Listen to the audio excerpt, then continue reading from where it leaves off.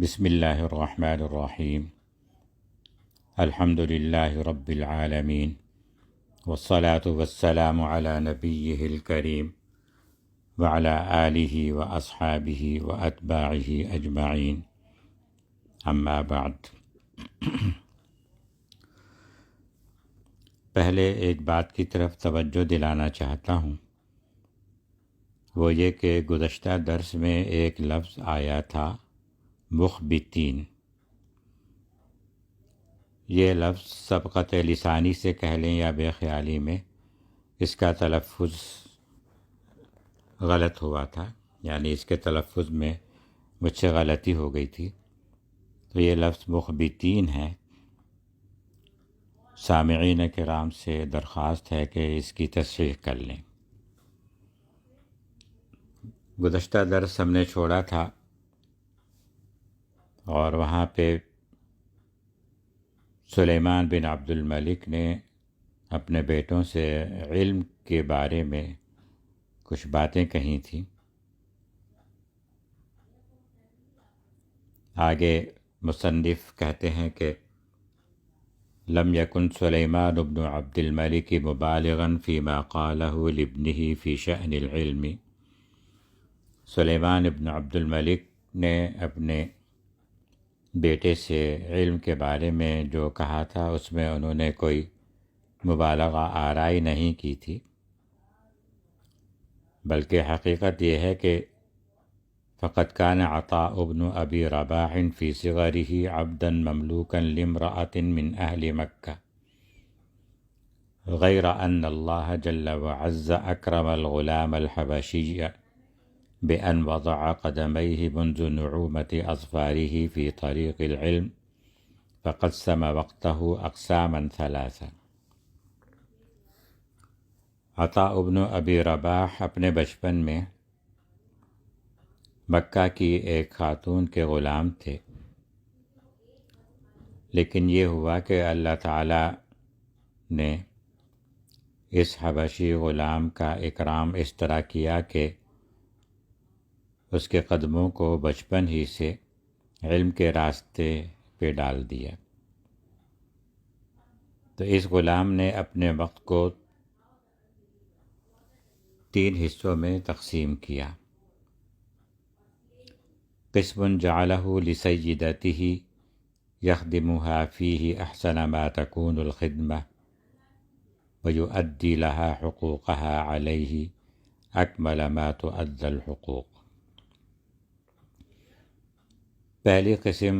اپنے وقت کی جو اس نے مقرر کی وہ یہ تھی کہ اس وقت کو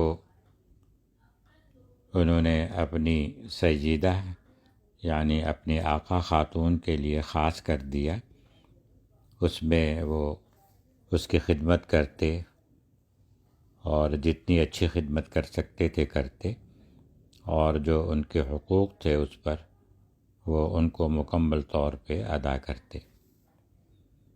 وقسم جعلہ لربہ یفرغ فیہ لعبادتہ اصفى ما تكون العبادہ واخلصها للہ عز وجل۔ اور دوسرا حصہ اپنے وقت کا انہوں نے اپنے رب کے لیے خاص کیا، اس میں وہ اپنے رب کی عبادت کے لیے فارغ رہتے اور ان کی اللہ تعالیٰ کی عبادت کرتے، بہت ہی مخلصانہ اور صاف شفاف، یعنی کہ پاکیزہ اور صاف تھی ان کی عبادت، ہر طرح کی ریاکاری وغیرہ سے، اور بہت زیادہ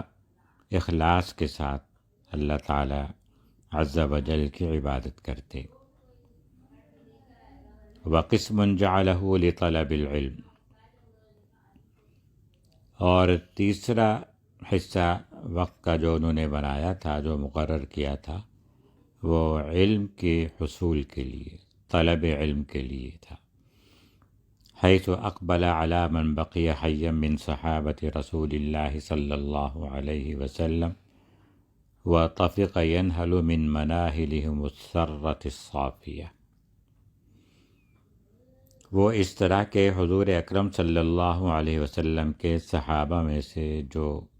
زندہ تھے ان کے پاس وہ جایا کرتے اور ان کے علوم کی جو مجالس تھی جو کہ علم سے بھری ہوئی اور صاف ستھرے علم سے بھری ہوئی مجالس تھی ان سے وہ سیراب ہوتے۔ فأخذ عن أبي هريرة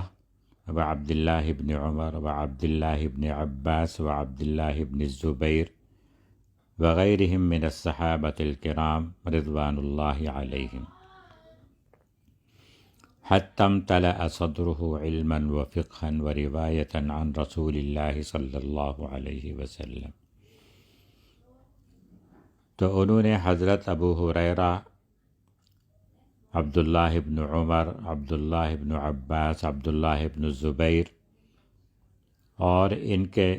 علاوہ دیگر صحابہ کرام رضوان اللہ علیہم سے علم حاصل کیا۔ اتنا علم حاصل کیا یہاں تک کہ ان کا سینہ علم اور فقہ اور حضور اکرم صلی اللہ علیہ وسلم کی احادیث سے بھر گیا۔ آگے مصنف کہتے ہیں وَلَمَّا رَأَتِ السَّيِّدَةُ الْمَكِّيَّةُ أَنَّ غُلَامَهَا قَدْ بَاعَ نَفْسَهُ لِلَّهِ وَوَقَفَ حَيَاتَهُ عَلَى طَلَبِ الْعِلْمِ تَخَلَّتْ عَنْ حَقِّهَا فِيهِ وَأَعْتَقَتْ رَقَبَتَهُ تَقَرُّبًا لِلَّهِ عَزَّ وَجَلَّ لَعَلَّ اللَّهَ يَنْفَعُ بِهِ الْإِسْلَامَ وَالْمُسْلِمِينَ۔ مکہ کی اس خاتون نے جب دیکھا جن کے یہ غلام تھے، اس نے جب دیکھا کہ ان کا غلام نے اپنے آپ کو گویا اللہ کے لیے فروخت کر دیا ہے، یعنی کہ سب کچھ چھوڑ چھاڑ کے اللہ کی رضامندی کے لیے انہوں نے اپنے آپ کو وقف کر دیا ہے اور اپنی زندگی کو علم کے حصول کے لیے وقف کر دیا ہے۔ جب اس خاتون نے یہ دیکھا تو وہ بڑی متاثر ہوئی اور اپنے حق سے وہ دستبردار ہو گئی۔ حق یہ تھا کہ یہ غلام ہے تو غلام بن کے رہیں اور غلام بن کے اس کی خدمت کریں، لیکن وہ اس حق سے دستبردار ہو گئیں اور انہیں آزاد کر دیا اللہ کا قرب حاصل کرنے کے لیے، شاید کہ اللہ تعالیٰ اس کے ذریعے سے اسلام اور مسلمانوں کو فائدہ پہنچائیں، اس امید پر انہیں آزاد کر دیا۔ ومنذ ذلك اليوم اتخذ عطاء بن ابی رباح البیت الحرام مقاما له۔ اس دن سے عطاء بن ابی رباح نے مسجد حرام کو اپنی جائے رہائش بنا لیا۔ فجعله داره التي يأوي إليها ومدرسته التي يتعلم فيها ومصلاه الذي يتقرب فيه إلى الله بالتقوى والطاعة۔ تو انہوں نے مسجد حرام کو، حرم مکی کو اپنا گھر بنا لیا جہاں وہ رہتے تھے، اور اپنا مدرسہ بنا لیا جہاں علم حاصل کرتے تھے، اور اپنا مصلی بنا لیا، اپنی مسجد بنا لی۔ مسجد تو وہ تھی ہی، یعنی ہر وقت کی نماز وہیں ادا کرتے تھے، کہیں باہر دوسری مسجد میں نہیں جاتے تھے۔ اس طرح عبادت کرتے تھے کہ اللہ تعالیٰ کا قرب حاصل کرنے کے لیے اپنے تقوی اور طاعت اور عبادت کے ذریعے سے وہاں پہ نمازیں پڑھتے تھے۔ حتى قال المؤرخون كان المسجد فراش عطاء بن ابی رباح نحوا من 20 عاما۔ یہاں تک کہ مؤرخین نے کہا ہے کہ مسجد حرام عطاء بن ابی رباح کی جائے رہائش رہی تقریباً 20 سال۔ آگے مؤلف کہتے ہیں وقد بلغ التابعی الجلیل عطاء بن ابی رباح منزلة في العلم فاقت كل تقدير وسما إلى مرتبة لم ينلها إلا نفر قليل من معاصره۔ یہ جلیل تابعی عطاء ابن ابی رباح، انہوں نے علم کے اندر بڑا مرتبہ حاصل کیا، ایسا مرتبہ کہ ہر قسم کے تصور سے بھی بلند، اور اس بلند مرتبے کو پہنچے کہ جس مرتبے کو ان کے ہم عصر حضرات میں سے بہت ہی کم لوگ پہنچے تھے۔ فقد روی ان عبد اللہ بن عمر رضی اللہ عنہ وعن ابیہ اما مکہ معتمرا فاقبل الناس علیہ یسألونہ ویستفتونہ فقال انی لأعجب لکم یا اہل مکہ اتجمعون لی المسائل لتسألونی عنہا وفیکم عطاء بن ابی رباح۔ کہا جاتا ہے کہ عبداللہ ابن عمر رضی اللہ عنہ، اللہ تعالیٰ ان سے اور ان کے والد سے راضی ہوں، ایک مرتبہ مکہ مکرمہ آئے عمرہ کی نیت سے، تو وہاں کے لوگ ان کی طرف امڑ آئے، ان سے وہ اپنے مسائل پوچھ رہے تھے، فتاویٰ پوچھ رہے تھے۔ تو حضرت عبداللہ ابن عمر نے ان سے کہا، اے مکہ والو، مجھے تعجب ہے تم سے کہ تم میرے لیے مسائل جمع کر کے رکھتے ہو تاکہ میں آؤں تو پوچھو، حالانکہ عطاء ابن ابی رباح تمہارے درمیان موجود ہیں، یعنی تم ان سے پوچھ لیا کرو، میرے انتظار کی کیا ضرورت ہے۔ تو حضرت عبداللہ ابن عمر رضی اللہ عنہ جیسے جلیل القدر صحابی لوگوں سے یہ کہہ رہے ہیں کہ میرا انتظار کرنے کی ضرورت نہیں، عطاء ابن ابی رباح جو کہ تابعی ہیں، صحابی نہیں ہیں، وہ یہاں موجود ہیں، ان سے تم پوچھ لیا کرو۔ یہ عطاء ابن ابی رباح پر حضرت عبداللہ ابن عمر کے اعتماد کی دلیل ہے۔ وقد وصل عطاء ابن ابی رباح الى ما وصل الیہ من درجۃ فی الدین والعلم بخصلتین اثنتین۔ مصنف کہہ رہے ہیں کہ عطاء ابن ابی رباح دین اور علم کے جس مرتبے کو پہنچے وہ اپنی دو عادتوں کی بدولت پہنچے۔ اولاہما انہ احکم سلطانہ علی نفسہ فلم یدع لہا سبیلا لترتع فیما لا ینفع۔ پہلی عادت یہ کہ انہوں نے اپنے نفس کو اپنے قابو میں رکھا، اپنے نفس کو اس طرح نہیں چھوڑا کہ وہ جس میدان میں چاہے جا کے چرتا پھرے، یعنی کہ بیکار کی باتوں اور بیکار کاموں میں اپنے نفس کو کبھی انہوں نے نہیں لگایا، اپنے نفس کو ہمیشہ اپنے قابو میں رکھا اور کام کی باتوں اور کام کے کاموں میں لگایا۔ وثانیتہما انہ احکم سلطانہ علی وقتہ فلم یہدرہ فی فضول الکلام والعمل۔ اور دوسری عادت یہ تھی کہ انہوں نے اپنے وقت کو اپنے قابو میں رکھا، کبھی انہوں نے اپنے وقت کو فضول باتوں اور فضول کے کاموں میں ضائع نہیں کیا۔ اسی کو آگے حضرت محمد ابن سوقہ رحمہ اللہ بتاتے ہیں، کہتے ہیں مصنف، حدث محمد ابن سوقہ جماعتا من زوارہ قال، محمد ابن سوقہ رحمہ اللہ نے اپنی زیارت کے لیے آنے والی ایک جماعت سے بات کرتے ہوئے بتایا، الا اسمعکم حدیثا لعلہ ینفعکم کما نفعنی، کیا میں تمہیں ایسی بات نہ بتاؤں جو تمہیں فائدہ پہنچائے جیسا کہ مجھے اس بات نے فائدہ پہنچایا تھا۔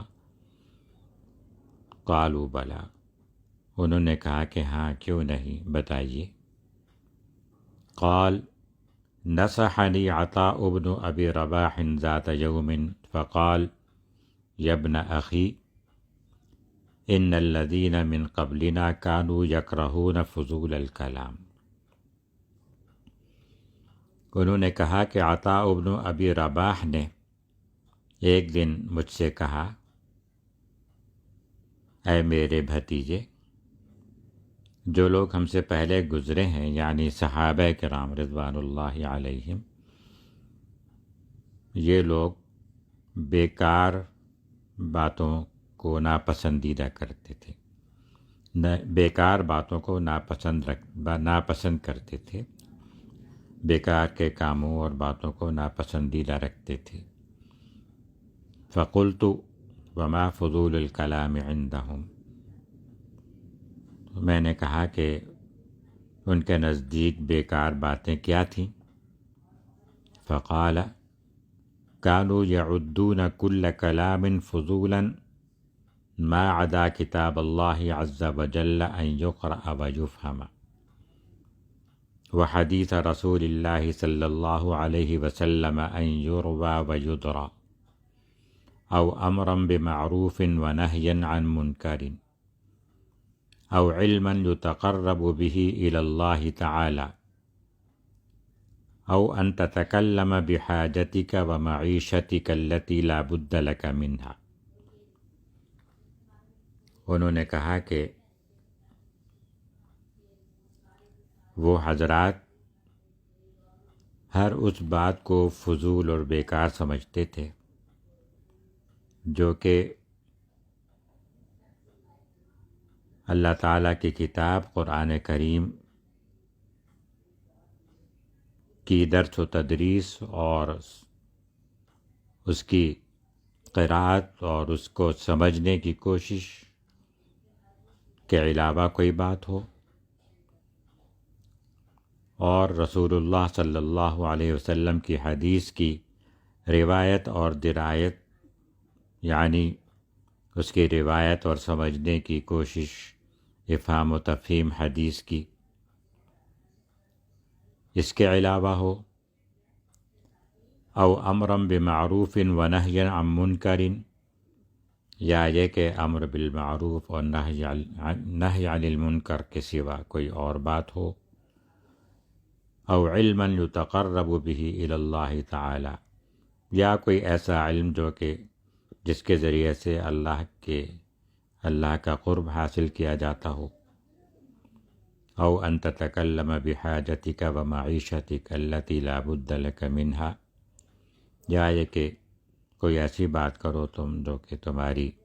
کسی ضرورت یا معاشی کیفیت کے بارے میں ہو کہ جو بہت زیادہ ضروری ہو۔ ان باتوں کے علاوہ جو کوئی بات ہو یا جو کوئی عمل ہو، اس کو وہ لوگ فضول اور بیکار سمجھتے تھے اور اس سے پرہیز کرتے تھے۔ ثم حدق الی وجہی، محمد بن سوقہ فرماتے ہیں کہ یہ کہنے کے بعد عطاء بن ابی رباح نے میرے چہرے کی طرف غور سے دیکھا اور کہا، اتنکرون ان علیکم لحافظین کراما کاتبین وان مع کل منکم ملکین عن الیمین وعن الشمال قعید ما یلفظ من قول الا لدیہ رقیب عتید۔ کیا تمہیں انکار ہے اس بات سے کہ جو کہ اللہ تعالیٰ نے سورہ انفطار میں فرمایا ہے، ان علیکم لحافظین کراما کاتبین، بے شک تمہارے اوپر فرشتے مقرر ہیں، نگران فرشتے مقرر ہیں جو کہ بڑے مکرم ہیں اور تمہارے ہر عمل اور ہر بات کو لکھتے ہیں۔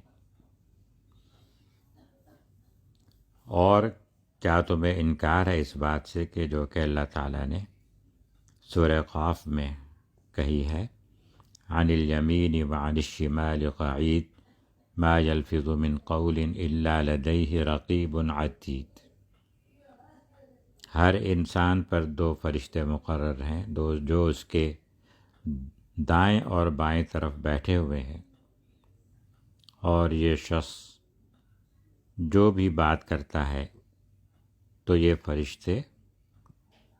اس پر نگران ہیں اور حاضر ہیں، یعنی کہ اس کو وہ دیکھ رہے ہیں، محفوظ کر رہے ہیں اور سن رہے ہیں، حاضر ہیں وہاں پہ، ہر چیز کو غور سے دیکھتے اور محفوظ کرتے ہیں۔ ثم قال، پھر کہا، اما یستحی احدنا لو نشرت علیہ صحیفته التي املأها صدر نهاره فوجد اکثر ما فيها ليس من امر دینه ولا امر دنیا۔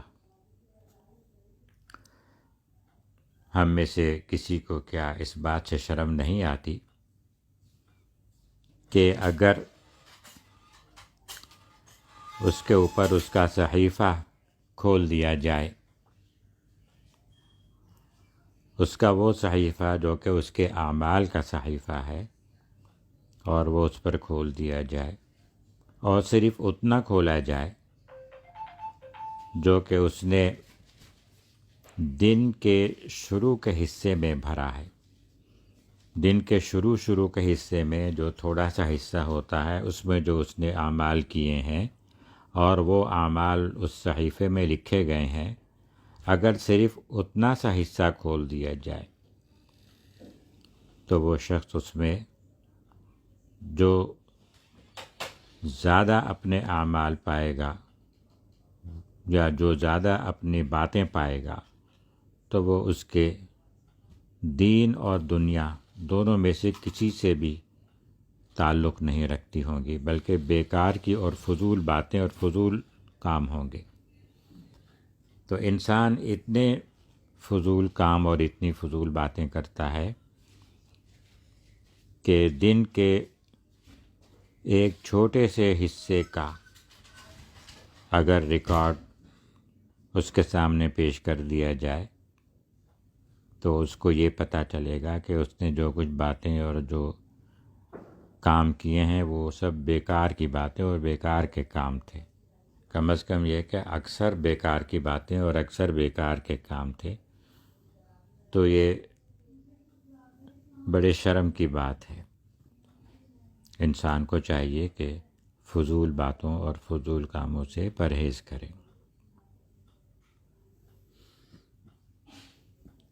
آگے مصنف فرماتے ہیں،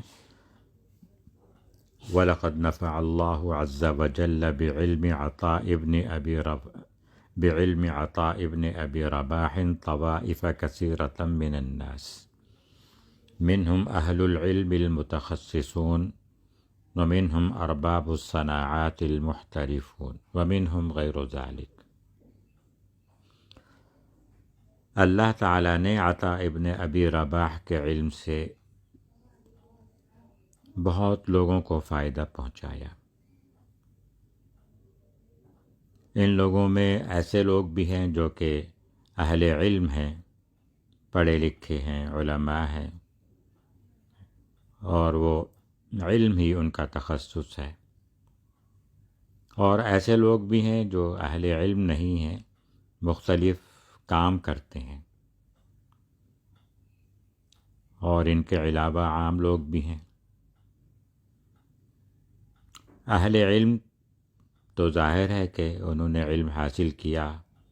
اور وہ سب جانتے ہیں کہ انہوں نے عطا ابن ابی رباح سے بھی علم حاصل کیا۔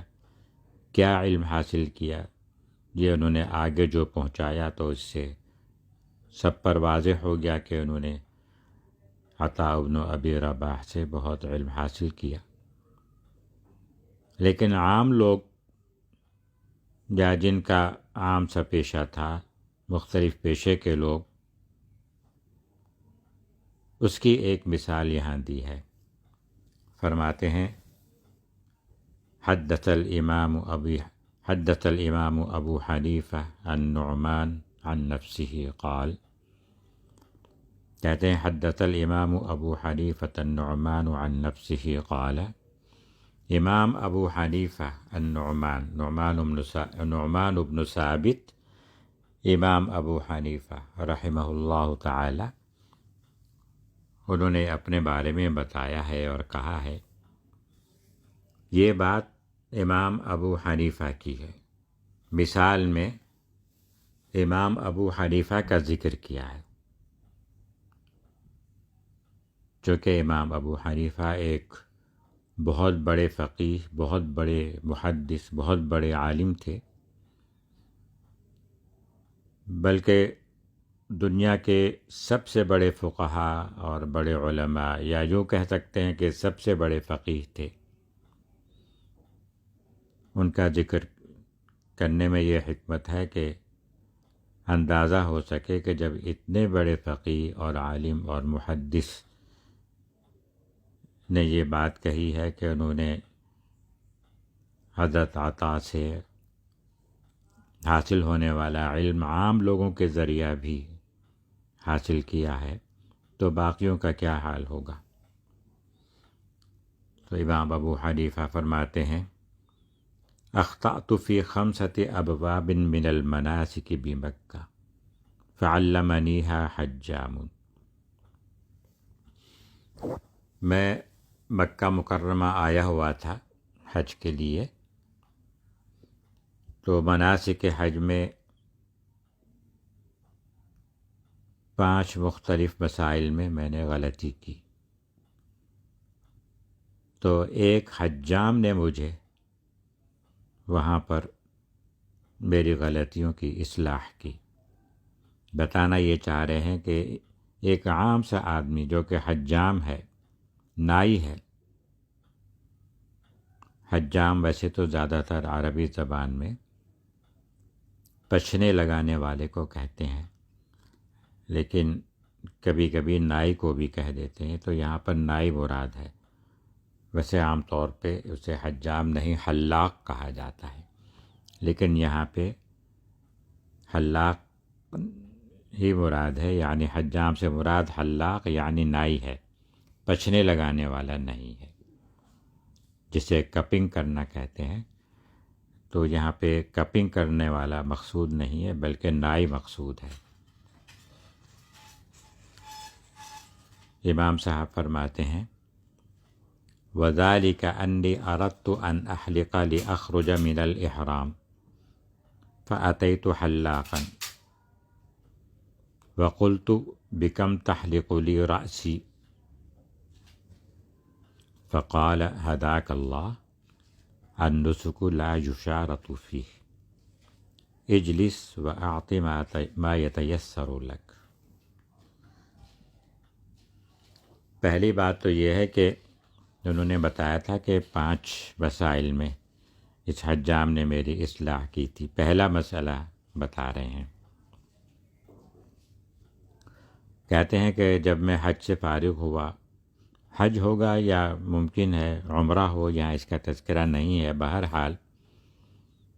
اب فراغت کے بعد احرام کھولنا تھا۔ احرام کھولنے کے لیے بال منڈوانے تھے، تو بال منڈوانے کے لیے میں آیا نائی کے پاس، اور اس سے میں نے کہا بکم تحلق لی راسی، تم میرا سر کتنے میں مونڈو گے؟ تو اس نے جواب میں کہا ہداک اللہ، اللہ تعالیٰ تمہیں ہدایت دے، النسک لا یشارط فیہ، یہ جو عبادات کے مسائل ہوتے ہیں، معاملات ہوتے ہیں، خاص طور پر حج اور عمرے کی عبادت، اس میں کوئی شرط وغیرہ نہیں رکھی جاتی، کوئی سودے بازی نہیں کی جاتی۔ اجلس وأعط ما یتیسر لک، بیٹھو اور جو تم آسانی سے دے سکو مجھے دے دینا، کچھ طے کرنے کی ضرورت نہیں ہے۔ فخجلت وجلست، تو میں شرمندہ سا ہوا اور بیٹھ گیا۔ غیر انی جلست منحرفا عن القبلہ، فرماتے ہیں کہ میں بیٹھ تو گیا، لیکن بیٹھنے میں ایک میں نے غلطی کر ڈالی، وہ یہ کہ قبلہ کی طرف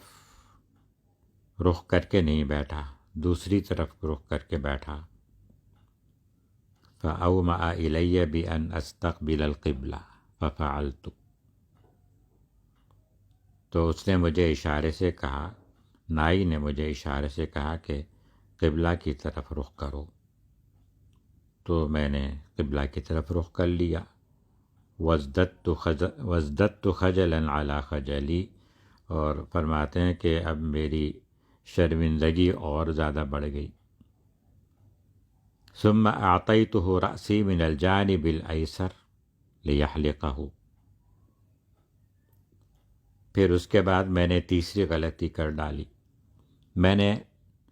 بائیں طرف کا اپنے سر کا حصہ اس کے سامنے کر دیا تاکہ وہ اپنا کام شروع کرے حجامت کا۔ فقال ادر شقك الأيمن فأدرته، تو نائی نے کہا کہ اپنے سر کو گھماؤ اور داہنی طرف کا حصہ جو ہے وہ میرے سامنے کرو تاکہ میں وہاں سے شروع کروں دائیں طرف سے۔ تو میں نے سر گھما دیا اور داہنی طرف اس کے سامنے کر دی۔ وجعل يحلق رأسي وأنا ساكت أنظر إليه وأعجب منه، فقال لي ما لي أراك ساكتا کبر،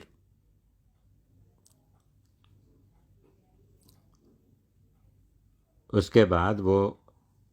میرا سر موڑنا اس نے شروع کیا اور میں خاموش بیٹھا رہا، خاموشی سے بیٹھا اس کو دیکھ رہا تھا اور تعجب میں پڑا ہوا تھا کہ بھئی یہ کیسا نائی ہے، بڑے بڑے مسائل بتا رہا ہے جو کہ مجھے نہیں معلوم۔ تو اب میں خاموش بیٹھا تھا اور یہی سوچ رہا تھا، تو اس نے مجھے کہا کہ تم چپ کیوں بیٹھے ہوئے ہو؟ میں تمہیں دیکھ رہا ہوں کہ تم چپ بیٹھے ہوئے، خاموش بیٹھے ہوئے، کیوں خاموش ہو؟ کبر، تکبیر کہو، اللہ اکبر کہو، تکبیر کہو۔ فجعلت اکبر حتی قمت لأذهب، تو میں وقتاً فوقتاً اب یہ کرنے لگا کہ تکبیر کہنے لگا، اور فراغت کے بعد میں کھڑا ہو گیا جانے کے لیے۔ فقال أين تريد، تو اس نے پوچھا کہ کہاں کا قصد ہے، کہاں جاؤ گے؟ فقلت أريد أن أمضي إلى رحلي، میں نے کہا کہ میں اپنے جہاں میرا پڑاؤ ہے میں وہاں جانا چاہتا ہوں، وہیں جاؤں گا۔ فقال صل رکعتین ثم امضی الی حیث تشاء،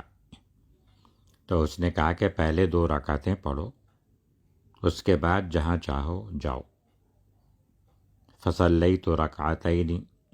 تو میں نے 2 رکعتیں پڑھیں۔ وقلت فی نفسی ما ينبغي ان يقع مثل هذا من حجام الا اذا كان ذا علم، میں نے 2 رکعتیں پڑھیں اور دل میں سوچا کہ اس قسم کی باتیں ایک عام نائی نہیں کر سکتا، ضرور یہ کوئی ایسا شخص ہے کہ اسے بڑا علم ہے، کوئی علم والا نائی ہی ایسی باتیں کر سکتا ہے۔ فقلت له، میں نے اس سے کہا، من این لک ما امرتنی به من المناسک، یہ جو کچھ تم نے مجھے بتائے اور مجھے حکم دیا کہ یوں کرو اور یوں کرو، یہ سب تم نے کہاں سے سیکھے؟ فقال للہ انت لقد رأيت عطاء بن ابی رباح يفعله فأخذته عنه ووجہت الیہ الناس، اس نے کہا کہ اللہ تم پہ رحم کرے، میں نے عطاء بن ابی رباح کو یہ سب کرتے ہوئے دیکھا تھا، تو جب میں نے انہیں یہ سب کرتے ہوئے دیکھا تو میں نے ان سے یہ حاصل کر لیا، اور اب میں لوگوں کو یہ باتیں بتاتا ہوں۔ تو دیکھیے نائی ایک عام سا آدمی ہے، لیکن اس نے بھی حضرت عطا ابن ابی رباح سے ایسے ایسے مسائل سیکھے تھے کہ جن کی طرف حضرت امام ابو حنیفہ رحمہ اللہ جیسے فقیہ، محدث اور عالم کی بھی توجہ نہیں گئی تھی۔ تو آج یہاں پر وقفہ کرتے ہیں، یہ اتنا ہی کافی ہے آج کے لیے، باقی آئندہ انشاءاللہ۔